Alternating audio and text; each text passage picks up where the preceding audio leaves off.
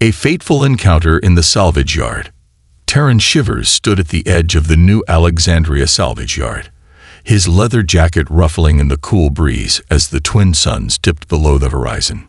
The orange glow bathed the wasteland of discarded ships and alien technology, casting long shadows over the vast junkyard.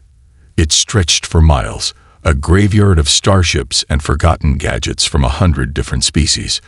To most, it was a landscape of junk. But to Terran, it was an endless playground for the inventive, the resourceful, and the daring. Terran wasn't like the others. His eyes scanned the wrecks with a practiced eye, identifying the potential in each broken piece of metal or malfunctioning tech. The place was full of possibilities, and Terran was the one who knew how to unlock them. He was a scavenger, yes, but he was also something else. An innovator, a problem solver, a dreamer. He had learned to make do with what the universe had thrown away, and he thrived in this chaotic, unpredictable world. His focus was on a small, partially damaged quantum stabilizer, an intricate piece of alien technology about the size of a bread box. The device had been sitting among a pile of scrap, discarded and forgotten. To most, it was just another broken piece of junk. But to Terran, it was a golden opportunity. If he could repair it, it could be worth a fortune. If he failed, however, it could explode and take half the yard with it. But that was the thrill of working with alien tech, never knowing whether you were on the verge of discovering something groundbreaking or on the brink of catastrophe. He ran a hand through his tousled brown hair, his stubbled jaw set in concentration. The stabilizer hummed softly, its faint pulse giving a sense of life to the otherwise silent wreckage surrounding him. A few minutes more, and he'd know whether he'd struck gold or just activated a ticking time bomb. Suddenly, a voice broke through his concentration. "Sir, you really shouldn't be here after hours," came a melodic, almost musical voice from behind him. Terran froze, recognizing the voice instantly. He turned, offering his best practiced smile as he locked eyes with the speaker. Hovering just above eye level in a sleek hover chair was a humanoid woman. Her green skin glowed faintly in the dim light of the yard, and her violet hair cascaded past her shoulders, swaying slightly with the motion of her chair. She was dressed in a black corset-style top that revealed her bare shoulders, a practical yet elegant look for someone who clearly spent more time in the field than at a desk. The woman's presence wasn't just commanding, it was otherworldly. And there was something about her, something both captivating and unsettling. Terran's grin faltered for just a moment as he took her in. She wasn't like any of the other inventory specialists he had met in his travels. There was something about her that made him pause, made him rethink the usual banter he shared with anyone in this place. "I could say the same to you," Terran replied, recovering quickly. "But then again, neither of us seems particularly concerned with rules, do we?" The woman's lips curved into a knowing smile. "I'm Nera Lavari, the yard's new inventory specialist. And you're Terran Shivers, the human who keeps submitting ridiculously lowball bids on our most dangerous salvage." "Guilty as charged," Terran said with a theatrical bow, though the words "innovative procurement specialist" came to his lips, but he held them back. That was his usual title for himself, but it seemed too formal for the moment. "I prefer a bit of creative negotiation," he added with a wink. Nera's expression remained neutral, though there was a hint of amusement in her eyes. "Is that what we're calling scripyard scavengers these days?" Terran stepped closer to her hover chair, noting the sleek, advanced design. "That's a Mark 7 gravitational compensator you're running, right? Must have cost a fortune." Nera stiffened slightly, but only for a moment. Her lips pressed into a thin line, though her eyes darkened with something that resembled distant pain. "Standard issue from the Galactic Health Authority, after the accident," she said, her voice tight. "I've been in this chair for 11 years, 3 months and 17 days. Not that I'm counting." Terran winced at her words, though he tried to hide it. He had known people who had been injured in ways that left them permanently altered, but this was something else. The chair, the compensator, It all spoke to a history of struggle and survival, and there was something in the way Nera spoke that suggested she wasn't just a survivor, but a fighter. "The compensator is running hot," Terran said, his voice shifting from casual banter to professional concern. "Mind if I take a look?" "By all means," she replied, her voice laced with a touch of sarcasm. "Add unauthorized maintenance to your list of violations." But there was something in the way she spoke, something soft in her tone that suggested she didn't entirely mind his offer. Terran knelt beside the chair, pulling a multi-tool from his jacket pocket. The compensator housing was warm to the touch, and he could hear the faint hum of its internal workings as he examined the coils. They were misaligned, a simple fix if you had steady hands, and a disregard for safety protocols. Two things Terran was well known for. He muttered to himself as he worked, his hands moving with practiced precision. "Easy fix, if you've got steady hands and a complete disregard for safety protocols, which I can see you do," he said with a grin, glancing up at her. Nera raised an eyebrow, her lips twitching at the corners in a barely contained smile. "You don't know the half of it," she replied dryly, though there was something in her voice, something that suggested that under her tough exterior, she might actually appreciate his skill. As Terran worked, the two of them fell into a comfortable silence. He focused on the compensator, his mind attuned to the delicate nature of the work, while Nera sat back in her chair, watching him with quiet interest. There was something about her, something both guarded and open at the same time. Terran had a feeling that this encounter, this simple act of repairing a piece of alien tech, would lead to something far more complicated. But for now, all he had to do was finish the job. And so he did. The final adjustments were made, and with a satisfying click, the compensator hummed to life, the system stabilizing as it should. Terran leaned back, satisfied with his work. "All done," he said, standing up and wiping his hands on his jacket. "Now it should be running better than new." Nera gave him a small nod of approval. "Thanks," she said, her voice quieter now. "I appreciate it." Terran flashed her a grin. "It's all part of the job," he said, but deep down, he knew this was only the beginning. Whatever this strange, defiant woman had in store for him, it was bound to be more complicated than fixing alien tech. As the sun dipped below the horizon, Terran couldn't shake the feeling that his life was about to take an unexpected turn. The salvage yard was still as vast and quiet as ever, but something had shifted in the air, something that felt like the first stirrings of a new adventure, the unexpected alliance. The night settled in around the salvage yard like a thick, oppressive blanket. The twin suns had long disappeared beyond the horizon, leaving behind the dim light of distant stars and the occasional glow of malfunctioning machinery. The junkyard, once alive with the hustle of scavengers and tech hunters, now seemed eerily silent. But that silence was deceptive. Terran knew that in the shadows, opportunities were always waiting, hiding in the wreckage of forgotten ships and broken technology. He glanced over at Nera as she hovered beside him, her green skin barely visible in the low light. Her violet hair seemed to shimmer against the backdrop of the night, a strange and captivating contrast to the otherwise grim surroundings. Her eyes, however, were sharp, intense, as though she was constantly scanning, constantly calculating. "What's next?" Terran asked, his voice low as he wiped his hands on his pants. The simple act of repairing the compensator had taken more time than he'd anticipated, and he could feel the weariness setting into his bones. Yet there was something about the conversation that lingered, a sense of unfinished business between him and Nera that neither of them could ignore. Nera turned her gaze toward him, her expression unreadable.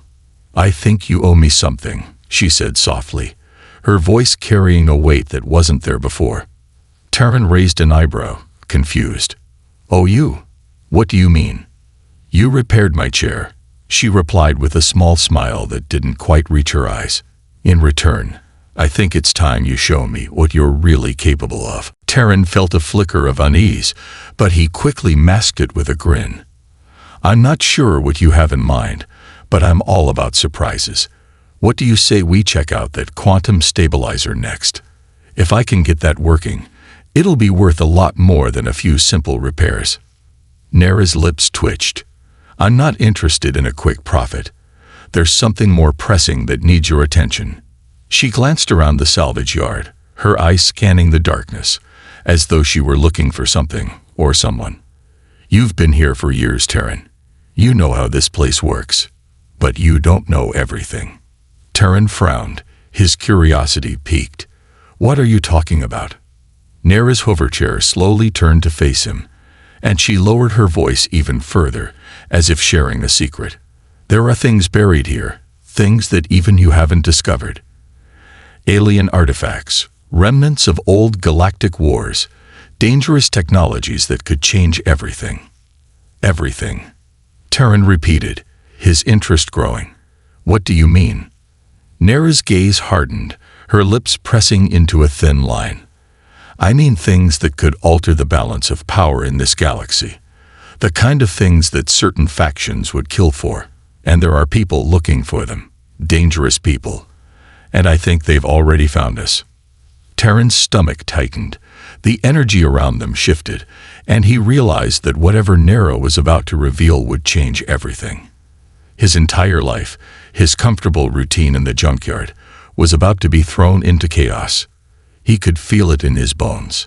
Before he could respond, the air seemed to hum, a strange, unsettling vibration cutting through the stillness of the yard. The sound was faint at first, like a low frequency barely perceptible to the human ear, but it quickly grew louder, reverberating through the ground and shaking the scrap metal surrounding them.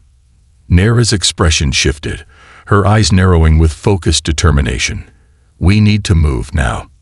Terran's pulse quickened as he looked around, his instincts kicking in. The noise was growing louder, and he could sense something was wrong. "What's happening?" he asked, already moving to gather his tools. "I don't have time to explain," Nera said, her voice sharp with urgency. "But you need to trust me. There's a reason they're after this place, and we're in their way." Terran glanced at her, unsure of what exactly was going on. He'd worked with dangerous tech before, encountered rival scavengers, and bounty hunters looking for high-value items. But this was different. This felt like something bigger, something more dangerous than anything he had ever imagined. "Where are we going?" he asked, his feet already moving in the direction Nera was heading. "Follow me," she ordered, her eyes scanning the horizon. "There's a hidden vault deep within the yard, beneath the wreckage. It's the only place they won't find us." Terran followed her without question, his mind racing.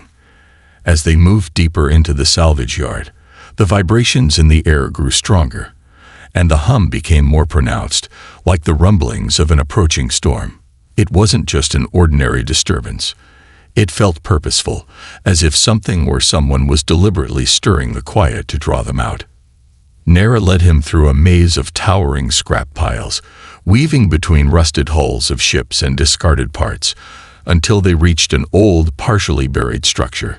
It looked like nothing more than a mound of dirt and scrap metal at first glance, but Terran's sharp eyes caught the faint outline of a door hidden beneath a pile of detritus. Nera approached the mound with a sense of urgency, punching in a sequence of numbers on a hidden keypad near the base of the door. There was a brief moment of silence, and then the door creaked open, revealing a dark stairwell that led down into the earth. Terran hesitated for a moment, staring into the blackness below. "You really think this is safe?" he asked, though he already knew the answer. There was no time for doubt. Nera didn't answer, just motioned for him to follow. With a deep breath, Terran stepped into the dark, following her down into the vault. The stairwell twisted and turned, and with each step, the atmosphere grew more oppressive. The sound of the hum from above began to fade, but a new sensation began to rise. An eerie quiet, broken only by the sound of their footsteps and the distant echoes of their movements.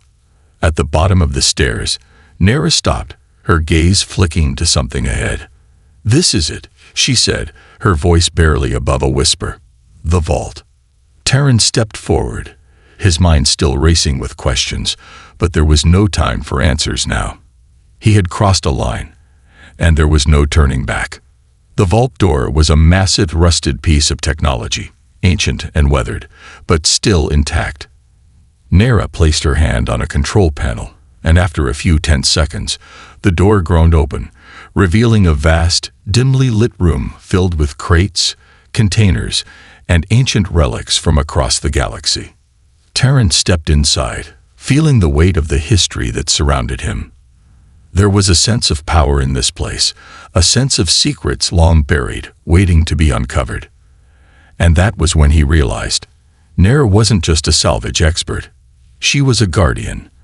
And whatever was hidden here, whatever was locked away in this vault, was something worth protecting.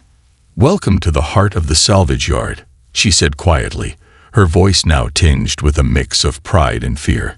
"And whatever you do, Terran, don't touch anything." But as the vault doors slammed shut behind them, Terran knew that the very thing they were trying to protect had already begun to unravel. Secrets beneath the surface. The vault door creaked shut behind them, its heavy clang reverberating through the room. The sound of it settling into place felt like the final lock on a door that should never be opened. The dim light from overhead flickered, casting long shadows over the rows of crates and relics scattered throughout the chamber. Terran couldn't help but feel a strange sense of foreboding, like they had just stepped into a place where time itself had forgotten to tread. This wasn't just another junkyard, another stash of alien technology. It was something else, something much darker. Terran turned to Nera, who had already moved deeper into the room, her sharp eyes scanning the contents with an almost reverent gaze. There was something different about her now, an air of quiet intensity that was impossible to ignore. She wasn't the same woman who had casually leaned against her hover chair and made snide remarks just hours before. The Nera standing before him now was a protector, a guardian of secrets that seemed far older and more dangerous than anything Terran had ever encountered. "What is this place?" Terran finally asked, unable to keep the curiosity and unease out of his voice. Nera didn't answer immediately. Instead, she moved toward a large crate in the center of the room, her hover chair gliding silently across the floor. Her hand hovered over a panel on the crate's side, and after a brief pause, she punched in another code. The crate's lid popped open with a faint hiss, revealing a glimmering crystalline object that seemed to pulse with a faint otherworldly glow. Terran's eyes widened as he leaned closer. The object was beautiful, iridescent, and perfectly shaped, like a small, translucent gemstone encased in delicate metalwork. But there was something about it that made the hair on the back of his neck stand on end. It wasn't just beautiful, it was unnerving, like it was more than just a simple artifact. It felt alive, in a way. "What is that?" he asked, his voice barely above a whisper. Nera's expression hardened as she looked down at the object. "That," she said slowly, "is something that should never have been found." Terran furrowed his brow, his instincts kicking in.